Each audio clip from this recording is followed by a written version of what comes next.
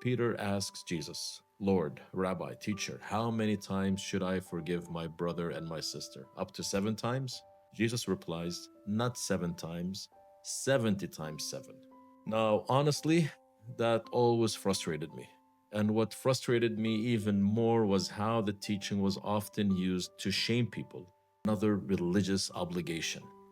And so for years, growing up again in a Christian setting, I assumed Jesus was simply increasing the number.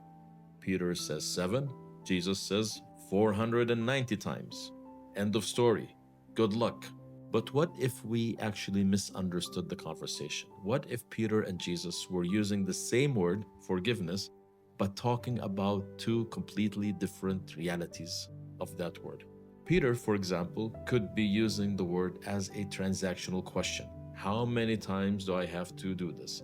When is enough enough? Jesus responds with a transformational invitation. It's almost as if he's saying, Peter, before we talk about how many times, we first need to understand what forgiveness actually is. So Peter is asking, how many times must I forgive? Jesus is asking, what kind of forgiveness has the power of transformation? Those are two completely different questions and two completely different realities.